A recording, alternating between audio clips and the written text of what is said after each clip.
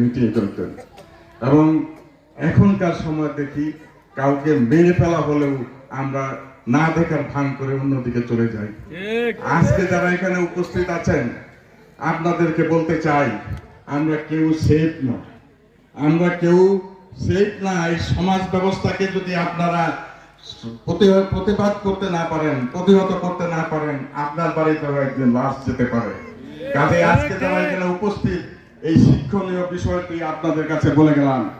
এখনো সময় আছে, আপনারা ঐক্যবদ্ধ থাকবেন। যে কোনো বিষয়ে যখন কোনো কিছু করা দরকার তখনই করে ফেলবেন, তা না হলে সারা জীবন কাঁদবেন এই পরিবারের মতো। আমি আপনাদের এই কথাটা বললাম আমার অভিজ্ঞতার আলোকে। যারা মুরব্বী আছেন তারা অবশ্যই জানেন অতীতের সেই মানুষগুলা এখন কি নাই, অবশ্যই আছে। সে না থাকলে তার পরিবারের অন্যান্যরা আজকে নেতৃত্বে আছে।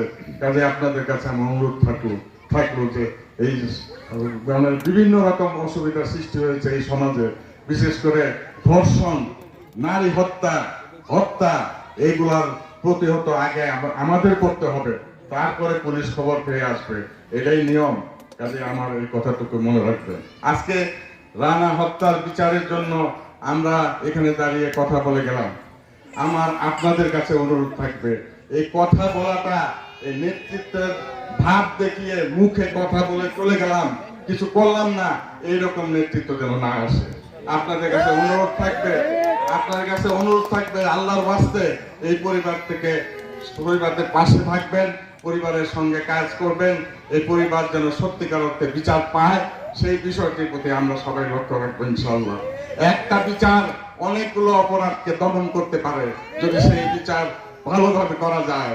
আর যদি এই বিচার যদি না হয়, আরো 10টা অপরাধ এখানেই সংঘটিত হবে, আমরা কিছুই করতে পারবো না। কাজে এইগুলার দিকে নজর রাখতে হবে। আজকে এই 10ই মহরমে এই সুন্দর পবিত্র দিনে আপনারা প্রতিবাদ সভার আয়োজন করেছেন। এই 10ই মহরম অত্যন্ত গুরুত্ব দিন।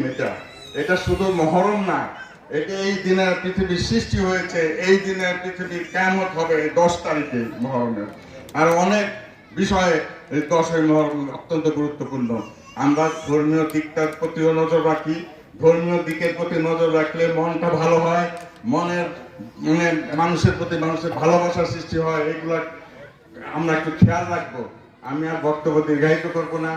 আমরা আজকে যারা আমরা এখানে এসেছি, আমরা আমাদের ঊর্ধ্বতন যারা আছে তাদের কাছে আমরা বলবো যে এই হত্যার বিচার ঠিকভাবে করতে হবে। বিচারে কোনো রকম ফাঁক ফোকর থাকা চলবে না। আর যেই সব আসামি এখনো ধরা পড়ে নাই,